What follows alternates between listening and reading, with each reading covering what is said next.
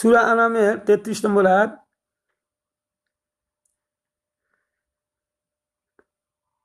এখানে বলা হচ্ছে যে অর্থটা আমি করি, হে মোহাম্মদ, আমি অবশ্যই জানি এরা যে সব কথা তৈরি করে তা দ্বারা তোমাকে কষ্ট দেয়, কিন্তু এরা তোমাকে মিথ্যাবাদী বলে না, বরং এই জালিমেরা আসলে আল্লাহর আয়াতকেই অস্বীকার করেছে।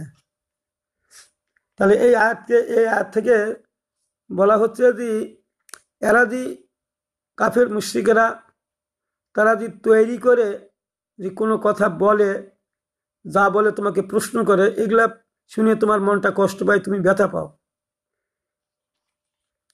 আল্লাহ বলছেন যে তুমি ব্যথা পাও, কষ্ট পাই, সেটা তো ফির আমি জানি। এরা তোমাকে মিথ্যাবাদী বলে না। আল্লাহ বলছে, হে রাসূল, ওরা কিন্তু তোমাকে মিথ্যাবাদী বলে না, বরং তারা আমার আয়াতকেই মিথ্যা মনে করে। আমি ভাই সব আমি আপনাদের কাছে বুঝাতে চাচ্ছি যে আল্লাহ মানুষের সবার খবর জানে, রসুলের খবরও জানে। রসুলকে তারা যে কষ্ট দিয়েছিল, বিভিন্ন প্রশ্ন করে তাকে ঠেকানোর জন্য যে প্রশ্ন করছিল, এতে রসুল যে কষ্ট পাচ্ছিলেন, আর এই কষ্টটা আল্লাহ জানতেন। তাই আল্লাহ তাকে সান্ত্বনা দেওয়ার জন্য এই আয়াতটি নাজিল করে রসুল সাল্লাল্লাহু আলাইহি সাল্লামকে বলে দিলেন যে রসুল, ওরা যে কথাগুলা তৈরি করে বলে, নিজেরা যে প্রশ্নগুলা করে, এটা শুনে তুমি কষ্ট পাও। হে রসুল, আসলে তোমাকে তারা মিথ্যাবাদী বলে না, বরং তারা আমার আয়াতকেই তারা মিথ্যা মনে করে। তাহলে এখানে দেখেন যে আল্লাহর আয়াতকে অস্বীকার করে, আসলেই তো তাই। রসুল যদি আগে যখন নবী ছিলেন না, তখন সবাই তাকে ভালোবাসতো, আসাদিক আল্লামিন বলতো, সবাই সমাদর করত। কিন্তু যখনই তিনি তার নবুয়তের দায়িত্ব পায়, আল্লাহর বাণী যখন মানুষের সামনে প্রচার করলেন, তখনই মানুষেরা ক্ষিপ্ত হয়ে গেল, বিরোধিতা হয়ে গেল। এই জিনিসটাই রসুলকে ধৈর্য ধারণ করার জন্য এবং ধৈর্য সহকারে দাওয়াত দেওয়ার জন্য তাকে সান্ত্বনা দান করলেন আল্লাহ তাআলা। আমি আপনাদের সামনে এই কথাটা বলার পরে আমি আপনাদের সামনে একটা হাদিস দিতে চাই। একটা হাদিস না, কয়েকটা হাদিস দিব। আধুনিক প্রকাশনী ৬৪৫২ নম্বর হাদিস, আধুনিক প্রকাশনীর বুখারী শরীফ ৬৪৫২ নম্বর হাদিস। এই হাদিসটাতে বলা হচ্ছে আবু সাইদ খুদরি থেকে বর্ণিত। তিনি বলেন, রাসূল সাল্লাল্লাহু আলাইহি সাল্লাম নবম হিজরিতে এটা সদগার মাল বন্টন করছিলেন। সদগার মাল বন্টন করেন যখনই কোনো যুদ্ধ জেহাদ থেকে আসেন, যেগুলা মাল পাওয়া যায়, এটা বলা হয় এক গনিমতের মাল। এই গনিমতের মাল যখন বন্টন করছিলেন, তখন তামিমি জুল খুয়াইসরা তামিমি তিনি ওখানে ছিলেন, এবং ওর সগুশিরাও ছিল, ওর আত্মীয় স্বজনরাও ছিল, অনেক লোকই ছিল। রসুল এক পাশ থেকে খালি বন্টন করতেছেন। এক পর্যায়ে জুল খুয়াইসরা তামিমি বলল, হে আল্লাহ নবী, ইনসাফ করুন। আল্লাহ নবী তার দিকে তাকিয়ে বলল, হে আত-তামিমি, আমি যদি ইনসাফ না করবো তো কে ইনসাফ করবে? আমি তো ইনসাফের প্রতীক। তখন উমর ফারুক রাদিয়াল্লাহু তাআলা আনহু তরবারি খাপ থেকে টেনে বের করলেন, বলে রসুলকে বললেন, হে আল্লাহ নবী, আপনি অনুমতি দিন, আমি তার শিরচ্ছেদ করে দিব, মাথা কেটে ফেলে দিব। আল্লাহ নবী উমরের দিকে তাকিয়ে বলল, হে উমর, তুমি থামো, ওকে যেতে দিন। যখন আত-তামিমি গোষ্ঠী এরা সবাই ফির চলে গেল, তখন অন্য সাহাবীরা ছিল, সকলের সামনে রসুল বললেন, হে উমর, তাদের নামাজের সঙ্গে যদি তোমার নামাজ তুলনা করো, হে উমর, তোমার নিজের নামাজকে তুমি তুচ্ছ মনে করবে। তাদের রোজার সঙ্গে যদি তোমার রোজাকে তুলনা করো, তুমি তুচ্ছ মনে করবে। আর এরা ইসলাম থেকে খারিজ হয়ে গেছে। যেমন ধনু থেকে তীর চলে গেলে আর ধনুতে ফিরে না, এরাও আর ইসলামে ফিরবে না, এরা খারিজ হয়ে গেছে। আমি আপনাদের কাছে এই হাদিসটা বলে আমি বুঝাতে চাচ্ছি যে জলিলুল কদর সাহেব আবু সাইদ বুখারী শরীফের হাদিস ৬৪৫২ নম্বর হাদিস। আপনারা আধুনিক প্রকাশনীর এক বের করে এবং দেখবেন, এবং এর সঙ্গে ইন্টারনেটে যে হাদিসগুলো ছাড়ানো হয়েছে একই হাদিস, এর নম্বরটা হচ্ছে একটু আলাদা হবে। সব ৭৬ সব হাদিসের মধ্যে এই হাদিসগুলো আছে। এখন আমি আপনাদের কাছে প্রশ্ন রেখে বলছি যে এই হাদিসটা কখনকার হাদিস? নবম হিজরি হাদিস। রসুল যখন রাষ্ট্রপ্রধান ছিলেন তখনকার হাদিস। আর উমরের থেকেও যাদের নামাজ এত শক্তিশালী, উমরের থেকেও যাদের রোজা এত শক্তিশালী, তারা ইসলাম থেকে খারিজ হয়ে গেল, বের হয়ে গেল কি অপরাধে? অপরাধটা শুনবেন না? কি কারণে তারা খারিজ হয়ে গেল? খারিজ এই কারণে হলো যে আল্লাহ এবং রসুলের হুকুম মানতে হবে শর্তহীন ভাবে, কোনো শর্ত নেই। আল্লাহ বলছে তাই, রসুল বলছে তাই, আপনার ভালো লাগুক আর না লাগুক। কোনো ব্যাপারে রসুলের ভুল ত্রুটি ধরা যাবে না। রসুল ভুল করেছে কথা মুখ দিয়েও বলা যাবে না। রসুল হাদিস বলেছে, সে হাদিসটাকে অস্বীকার করলে ঈমান থাকবে না। মানে একই কথা, যে রসুলের উপর দিয়ে বাড়িয়ে কোনো কথা বললে ঈমানটা নষ্ট হয়ে যাবে, ডিলেট হয়ে যাবে। উমরের থেকেও যাদের নামাজ এত শক্তিশালী, তারা কি সব কম ইনকাম করেছে? তারা কামাই কি কম করেছে? সব এত সব। নামাজও তার ভালো, চেহারা শুরুতেও দেখতে ভালো, পরহেজগার, মানুষ সবাই ভালো মনে করে। কিন্তু তার একটা ত্রুটি কি ছিল? রসুলের বিচারটা ভালো মনে করে নেই। 58 নম্বর আয়াত সূরা তওবার, এই আয়াত শানে নাজিল হয়। ওই শানে এই হাদিস রসুল বলেন। 58 নম্বর আয়াতে যেটা বলা হয়েছে, যদি তাদেরকে আল্লাহ রসুল যখন কোনো কিছু মাল বন্টন করেন, যখন কাউকে দেওয়া হয় তখন সে সন্তুষ্ট হয়, যখন না দেওয়া হয় তখন সে অসন্তুষ্ট হয়ে যায়। পাইলে ভালো, না পাইলে ভালো নয়, মন খারাপ করে। তো এখানেও তো তাই। আর তামিমির নাম হয়তো রসুল নিচ্ছেন না, তাকে দিচ্ছেন না, সেজন্য তিনি এইভাবে কথা বলে উঠলেন, আর ইমানটাই চলে গেল।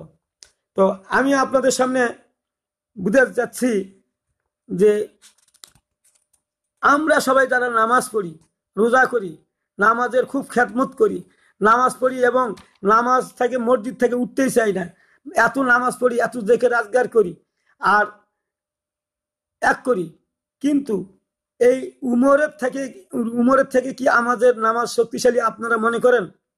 আমরা যারা বর্তমান যুগে যারা আমরা ইমানদার আছি, আমরা কি এটা মনে করি নাকি যে উমরের থেকে আমাদের নামাজ শক্তিশালী, উমরের রোজা থেকে আমাদের শক্তিশালী? একের উমরের ইমানের থেকে আমাদের ইমান শক্তিশালী, এটা কি মনে করি? আমরা কেউ মনে করি না। কারণ সাহাবিগণ, আশারে মুবাশশারা এবং সাহাবারা এমন কিছু কাজ করেছে যা আমরা জিন্দিগিতে এইরকম তাদের সমান হতে পারবো না। একটাও রসুলের হুকুম ব্যতি রেখে একটা কাজ করে নেই, রসুল যাবতীয় তাই করছে। আমরা হাজার হাজার রসুলের হুকুম অমান্য করতেছি, আমাদের ইমান থাকে কোথায়? আর তামিমির খালি শুধু ইনসাফ করুন, ইনসাফ করুন এই কথা বলাতে তার ইমানটা যদি চলে যায়। আর আমরা বলছি যে আল্লাহর আইন কি মানা যায়, এগুলা আইন কি চলে, বলি না? আর আমরা যারা সরাসরি বলছে এগুলা শরিয়া আইন, কিন্তু এগুলা শরিয়াতের বিধান, এগুলা শরিয়াতের বিধান। এই শরিয়া আইন মুখে বলছি যে আমরা মানি না। একজন ইমানদার সেই দলে কি যেতে পারে? বলেন, সেই দলে কি যেতে পারে? ইমান থাকবে? আপনি যতই পরহেজগার হন, আপনি যতই ইমানের দাবিদার করেন, কিন্তু তামিমির থেকে তো বেশি নয়, যে উমরের থেকেও তামিমির বেশি। রসুল সাক্ষী দিয়েছে, রসুলের সাক্ষী থেকে তো আপনার সাক্ষী বড় নয়। আপনি নিজেকে বড় ইমানদার বললে তো ইমানদার হবেন না ভাই। এটা আল্লাহর পক্ষ থেকে সার্টিফিকেট আসতে হবে, সিউরিটি আসতে হবে। তাহলে এখানে দেখা গেল যে নামাজ শক্তিশালী হলেও হবে না, রোজা শক্তিশালী হলেও হবে না, লেবাস শক্তিশালী হবে না। কারণ রসুলের হুকুম আহকামের মধ্যে আমাদের জীবন অতিবাহিত করতে হবে। এই দেখেন, আল্লাহ তাআলা ঘোষণা দিলেন, সূরা 59 নম্বর আয়াত, সূরা হাসর 7 নম্বর আয়াত, ওমা আতাকুমুর রাসূলু ফাখুযুহু, আমার রসুল যা দেয় তা তোমরা গ্রহণ করো, ওমা নাহাকুম আনহু ফান্তাহু, আমার রসুল যা থেকে নিষেধ করে তা থেকে বিরত থাকো। এখন আমরা কি রসুল যা নির্দেশ করেছে সাহাবীগণ তা নির্দেশ করেন নাই, পালন করেন নাই? আর আল্লাহ যা বলেছেন রসুল সে কাজ করেন নাই? অবশ্যই করেছেন। কোরআনটা সংক্ষেপ, ওই জন্য আমরা বলি না কোরআনের নামাজের কথা আছে, আপনি কিভাবে নামাজ পড়বেন, কিভাবে কি করবেন, জাকাত দিবেন, কতটুক দিবেন, কত মাফি দিবেন, এগুলা কি আছে কোরআনের মধ্যে? নাই। তা আপনি রুকু সিজদা কিভাবে করবেন? রুকু করার কথা আছে, সেজদা করার কথা আছে, আপনি কিভাবে পড়বেন, কতক্ষণ দাঁড়িয়ে থাকবেন, কতক্ষণ কি করবেন, তসবিহ তাহলিল করবেন, সেজদায় যায় এক করবেন, পড়বেন। তো এই যে কথাগুলা কোরআনের মধ্যে স্পষ্ট না, এগুলা আছে এক সংক্ষেপ।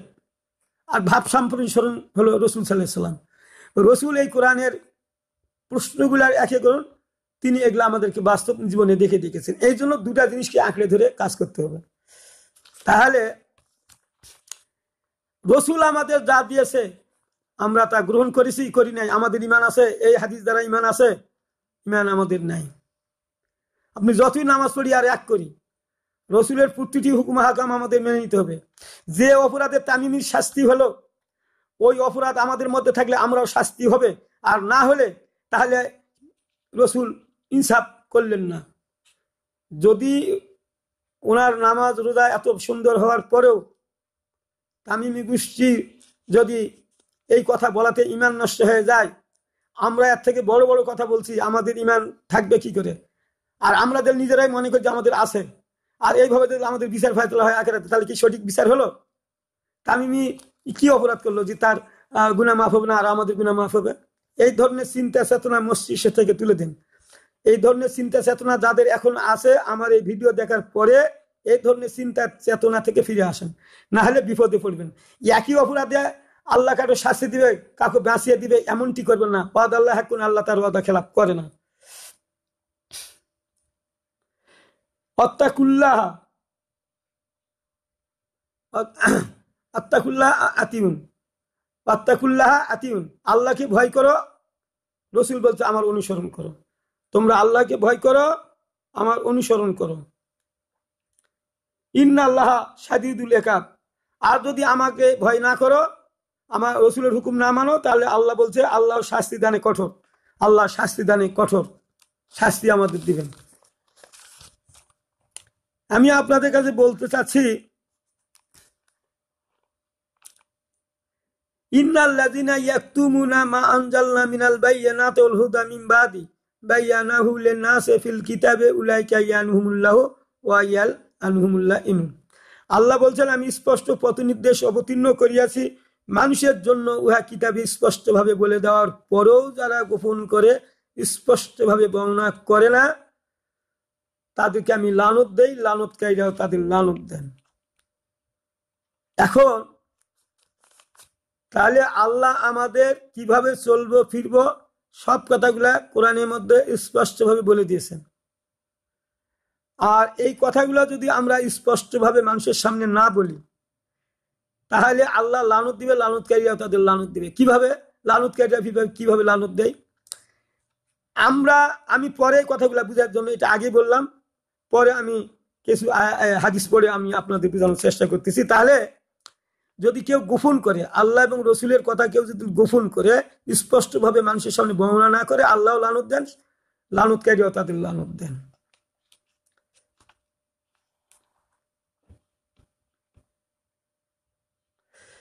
তাহলে যে কারণে তামিমি গোষ্ঠী বহিষ্কার হয়ে গেল, ইসলাম থেকে দূরে সরে গেল, আর ফিরে আসবে না, এই দোষটা আমাদের মধ্যে আছে কিনা, এই দোষটা আমাদের মধ্যে আছে কিনা, এইটা আমি আপনাদের সামনে তুলে ধরার চেষ্টা করছি। সূরা মায়দার 38 নম্বর আয়াত, ওয়াস-সারিকু ওয়াস-সারিকাতু ফাকতু আইদিহুমা জাযাআম কাসাবা নাকালাম মিনাল্লাহ। পুরুষ কিংবা নারী চুরি করলে তার হাতটা কেটে দাও, এটা তাদের কৃত্যকর্মের ফল, এটাই আল্লাহর আদর্শ দণ্ড।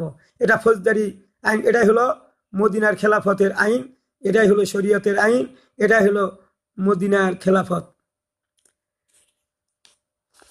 চোর চুরি করলে হাত কেটে দিবেন, এটা আল্লাহর হুকুম ছিল। তো রসুলকে বলছে ইন আত্তাবিউ ইল্লা মা ইউহা ইলাইয়া, আল্লাহ যা বলেন আমি তাই করি। তাহলে রসুল এই আইনগুলো মেনে চলেছেন কিনা, তিনি চোরের হাত কেটে দিয়েছেন কিনা, দিলেন কিনা, এগুলা ব্যাপারে আমাদের আগ্রহ জাগে না? এগুলা শরীয়তের বিধান, এগুলা 7ম হিজরিতে এই আয়াতগুলো নাজিল হয়, 7ম হিজরিতে আইনটা পাস হয়ে যায় চোরের হাত কাটার।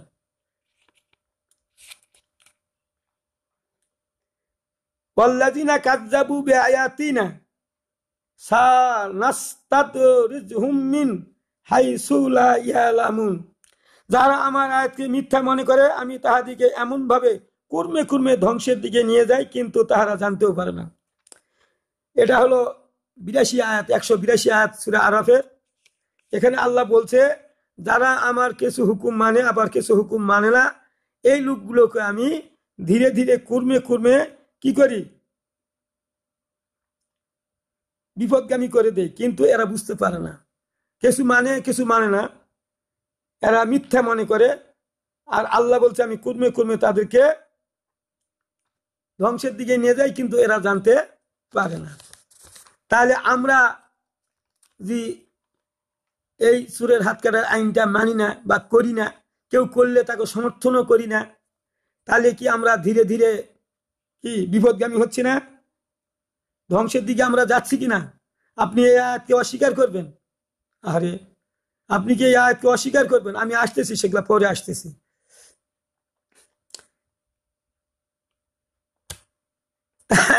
তাহলে আমরা যে বড় বড় লেকচার করি, বড় বড় আলেম দাবি করি নিজেকে, অনেক কিতাবের হাফেজ, অনেক কোরআনের হাফেজ, আপনি অনেক কিছু দাবি করেন, সেটা হলো স্কলার, বিশিষ্ট স্কলার বলে আপনারা দাবি করেন। আমার প্রশ্নের এখন জবাব দিবেন।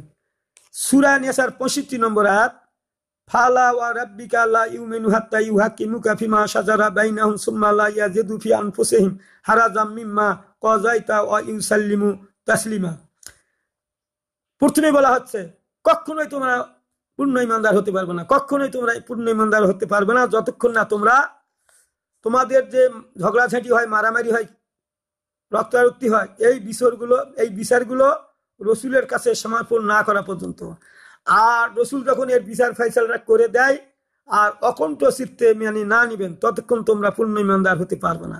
যদি রসুলের বিচার যদি কেউ না মানে, তারা পূর্ণ ইমানদার হতে পারবে না। তাহলে রসুলের আইনের কাছে, আল্লাহর আইনের কাছে আমাদের যেতে হবে না, বিচারগুলো আমাদের দিতে হবে না। রসুলের কাছে সব বিচারগুলো আসছিল। বিচারের কথা কোনোদিন কোনো আলিম বলে?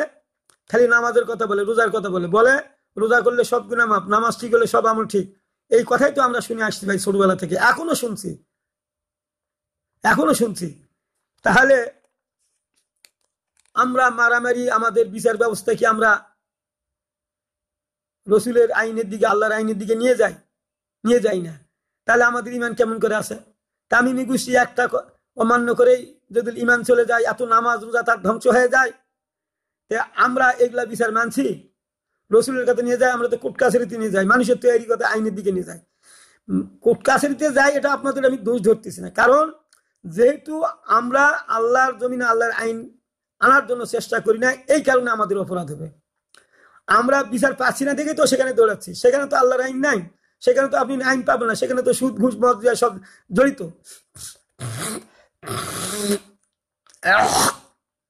তাহলে এখানে আমি একটা কথা বলে নেই, সূরা বাইয়ানার 4 নম্বর আয়াত, ওমা তাফাররাকাল্লাযীনা উতুল কিতাবা ইল্লা মিন বাদি মা জাআতহুমুল বাইয়ানা। যাহাদিকে কিতাব দেওয়া হয়েছিল তাহারা তো বিভক্ত হইল তাহাদের নিকট স্পষ্ট প্রমাণ থাকার পরেও।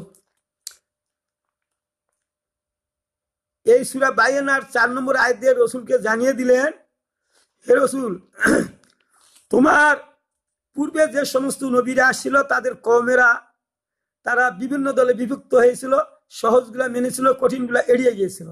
অথচ তাদের কাছে আল্লাহর কিতাবটা ছিল, তারপরেও থাকার পরেও তারা বিভক্ত হয়ে যাওয়ার কারণে তারা ধ্বংসপ্রাপ্ত হয়েছে। হে আমার নবী, তোমার উম্মতের কাছেও আমার কিতাব থাকবে, তোমার উম্মতরা যেন তাদের মতো হয়ে না যায়, বিভিন্ন দলে বিভক্ত না হয়, এ ব্যাপারে যেন তারা বিতর্কে জড়িয়ে না পড়ে। অথচ তাদের কাছে কিতাব উপস্থিত থাকবে। আর রসুল আমার বলেছে তোমরা দুটো জিনিস শক্ত মজবুত ভাবে মেনে চলো, পথভ্রষ্ট হবে না। হে রসুল, তুমি তাদেরকে সতর্ক করো তারা যেন বিভক্ত হয়ে না যায়। আমি আপনাদের কাছে প্রশ্ন রেখে বলছি, আমরা বিভক্ত হয়ে যাই নাই, আলিমেরা বিভক্ত হই নাই, আমরা বিভক্ত হয়েছি কিনা আপনারা বলেন? বিভক্ত হয়েছি। তাহলে আমাদের ধ্বংস অনিবার্য না? অনিবার্য কিনা?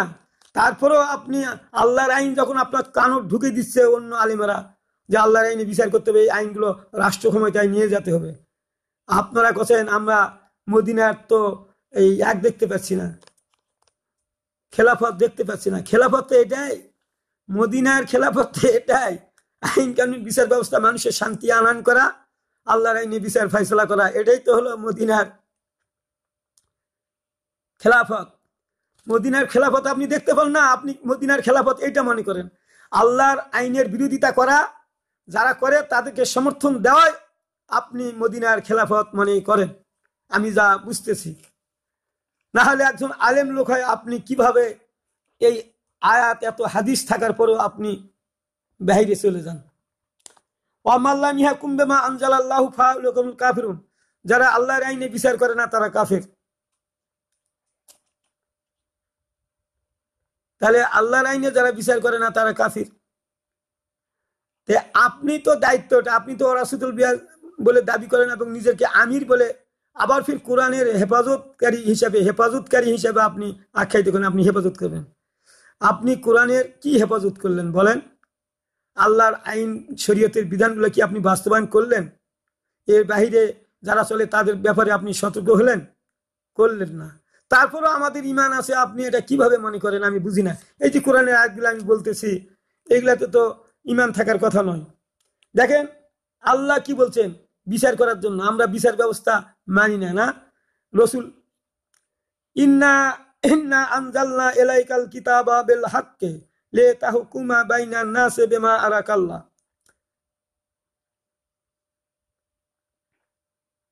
আচ্ছা, তোমার প্রতি সত্য সহ কিতাব নাজিল করেছি যাহাতে তুমি আল্লাহ যাহা জানাইয়াছেন সেই অনুসারে মানুষের বিচার ফয়সালা করো। এটা ৪র্থ হিজরির আয়াত। তাহলে আল্লাহ রসুলকে জানিয়ে দিলেন আমি তোমার উপর যে কিতাব নাজিল করছি তুমি এই কিতাব দিয়ে মানুষের বিচার ফয়সালা করো। তাহলে এই আয়াতের হুকুমটা কি রসুল অমান্য করেছিল? মানুষের বিচার ফয়সালা করেন নাই? আর আমরা বলবো যে রসুল যা করছে তাই করতে হবে, রসুলের হুকুম মানতে হবে, রসুলের আনুগত্য করতে হবে বলি। আসলে কি আমরা রসুলের কাজকর্ম মেনে চলছি? তাহলে আমরা যদি রসুলের কাজকর্ম না মেনে চলি তাহলে কি আমরা ইমানদার আছি? আর যারা রসুলের কর্মকাণ্ড মেনে চলে পুরাপুরি, তাদের বিরোধিতা করি, আমাদের ইমান আছে? ইমান নাই। যারা রসুল সাল্লাল্লাহু আলাইহি ওয়াসাল্লামের বিচার মানবে না তারা ইসলামে রসুলের দলভুক্ত নয়। যারা আল্লাহর রসুলের কর্মকাণ্ড করে না, মানে না, তার সুন্নতকে মানে না, রসুলের যত কর্মকাণ্ড করছে এগুলো আমরা সুন্নত হিসেবে মেনে নিই। তাহলে আব্দুল্লাহ ইবনে আমরিন আনিন নাবিয়া সাল্লাল্লাহু আলাইহি ওয়াসাল্লাম ক্বালা মান রাগিবা আন সুন্নতি ফালাইসা মিন্নি। যদিও খুজাইমার হাদিসটা সহিহ হাদিস, 197 হাদিস, সহিহ খুজাইমার হাদিস। এখানে বলা হচ্ছে আব্দুল্লাহ ইবনে আমরিন থেকে বর্ণিত, তিনি বলেন রাসূল সাল্লাল্লাহু আলাইহি ওয়াসাল্লাম বলেছেন যারা আমার সুন্নত মানে না তারা আমার দলভুক্ত নয়। তাহলে রসুলের দল ছিল, আর আপনাকে জিজ্ঞাসা করলে বলেন আমি কোনো দল টল করি না। এখানেও তো আপনি ইমান হারালেন। কত ইমান হারাচ্ছেন, আপনি দল করেন না, তাহলে আপনার এখানে ইমান গেল। আপনি আবার রসুল যা করেছে তা মানেন না, এই ইমানটা কোথায়? এগুলা কি ইমান? আপনার আমাদের ইমান কি? আর সাহাবিদের তুলনা করেন, সাহাবিদার সাথে আপনাদের তুলনা হয়। সাহাবেদার রসুলের একটা হুকুম অমান্য করে না, এরা তারকা রাজির মতো এক সত্যবাদী। তো যারা ফির মানে নাই তারা মুনাফিক হয়েছে, সবগুলা একাল করেন না, ভুল বুঝেন না। যারা প্রকৃতপক্ষে সাহাবি ছিল তারা রসুলের একটা হুকুম মান্য করেনি। আর যদি কেউ করেছে সঙ্গে সঙ্গে রসুলের কাছে যায় সংশোধনী জানিয়েছে যে আমরা এটা যেতে পারি না, আমরা এই কাজটা করতে পারি না, আল্লাহ হে রসুল আমরা এইরকম বিপদে করতে পারি না, ক্ষমা করে দেন, আল্লাহর কাছে ক্ষমা আমরা করছি, ক্ষমা হয়ে গেছে। এখন প্রশ্নটা আমার হলো, দেখেন সূরা মাইদার 48 নম্বর আয়াত 7ম হিজরিতে ঘোষণা দেওয়া হচ্ছে ফাহুকুম বাইনাহুম বিমা আনজালাল্লাহু ওয়ালা তাত্তাবিউ আহওয়াহুম আম্মা যাকা মিনাল হক লিকুল্লিন জাআলনা মিনকুম শিরাআতাম ওয়া মিনহাজান। সুতরাং আল্লাহ যা অবতীর্ণ করিয়াছেন সেই অনুসারে মানুষের মধ্যে বিচার নিষ্পত্তি করো। তাহলে আল্লাহ বলছে যে হে রসুল, তোমার প্রতি যে আল্লাহ কিতাব নাজিল করলেন, আয়াত নাজিল করলেন, সেই অনুসারে আপনি বিচার ফয়সালা করুন। রসুলকে সতর্ক করে দিচ্ছেন যে সত্য তোমার নিকট এসেছে তাহা ত্যাগ করিয়া নিজের খেয়াল খুশি অনুসরণ করিও না। আল্লাহর কিতাব আসার পরও হে রসুল তোমার কোনো নিজের খেয়াল খুশি এখানে যোগ করো না, খেয়াল খুশি অনুসরণ করে কোনো কাজ করো না। তোমাদের প্রত্যেকের শরীয়তে নির্ধারণ করেছি। আল্লাহ প্রত্যেক নবীদের জন্য ভিন্ন ভিন্ন ভাবে শরীয়তের বিধান দিয়েছিলেন। ইন আত্তাবি ইল্লা মা ইহা ইলাইয়া, আমার প্রতি যা ওই হয় আমি তা করি, তাই করি, আমি ভিন্ন কিছু করি না। তাহলে আল্লাহর নবীও বলতেছেন যে আল্লাহ যা বলেন আমি তাই করি। তাহলে এই কথার উপর বিশ্বাস থাকলেও তো আমরা বুঝতে পারি যে রসুল যত কোরআনের আয়াত এসেছে সবগুলার হুকুমই তিনি মেনেছেন। তারপরেও কোরআনের এই আয়াতগুলা আপনারা পড়েন, বুঝে পড়েন না। সেই হাদিসটা তো আমি আসতেছি, সেই হাদিসটাও আমি আপনাদের সামনে দেব।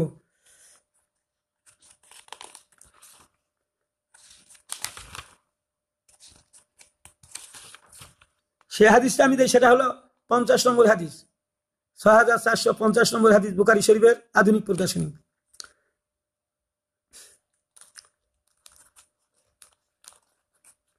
দুইজন সাহাবী রসুলের কাছে যাই, বললেন হে আল্লাহর নবী, হারুদিয়া সম্প্রদায় সম্পর্কে আপনি কি জানেন? হাদিসটা এইরকম হবে, আবু সাইদ খুদরি রাদিয়াল্লাহু আনহুর কাছে এই লোকগুলো গিয়েছিল। তারা বলল, হে আবু সাইদ খুদরি, আপনি কি হারুদিয়া সম্প্রদায় সম্পর্কে কিছু জানেন? বলছে, না, আমি হারুদিয়া সম্প্রদায় সম্পর্কে রসুলের কাছে কিছু শুনি নাই, তবে আমি এইটুকু শুনেছি যে এই জাতিগুলোর মধ্য থেকে একদল লোক বের হবে, যুবক বের হবে, তারা কোরআন পড়বে, কিন্তু কোরআন তাদের গলদেশের নিচে নামবে না। এদের নামাজগুলো খুব ভালো হবে, রোজা নামাজ খুব ভালো হবে। এদের রোজা নামাজ দেখে আমাদের নিজের নামাজকে আমরা নিম্নমানের মনে করব। আর এরা কোরআন পড়বে, এদের গলদেশের নিচে যাবে না, এরা বুঝে পড়বে না, আল্লাহর আইন মানবে না। এই লোকগুলার দশা কি হবে? এই লোকগুলা যেমন তীর ধনু থেকে বেরিয়ে যায় আর ধনুতে ফিরে আসে না, এই লোকগুলা আর ফিরে আসবে না।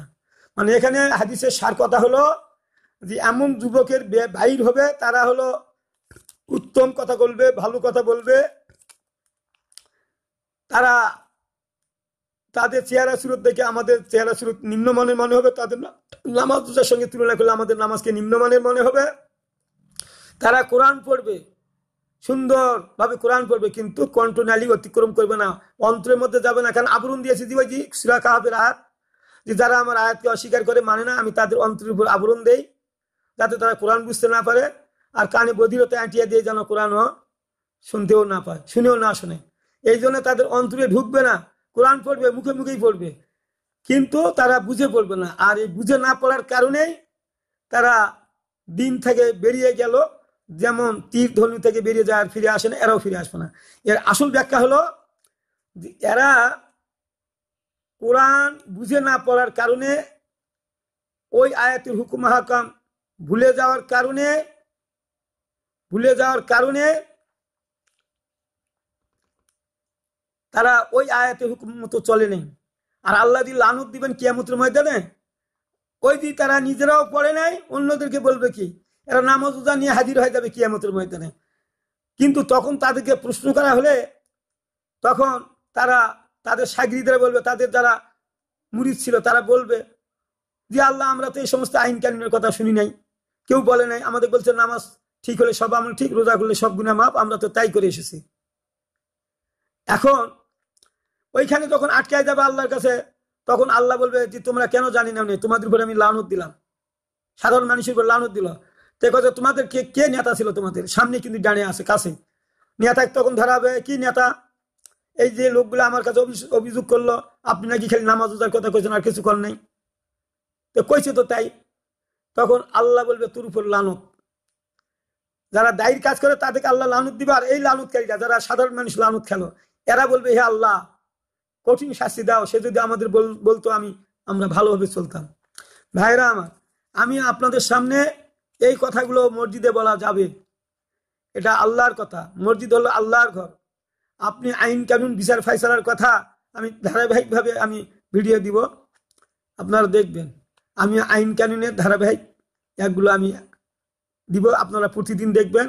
আর শেয়ার করে দিবেন, কমেন্টমেন্ট করবেন, সাবস্ক্রাইব করে দিবেন, যাতে করে অন্যরা শুনতে পায়, বুঝতে পারে।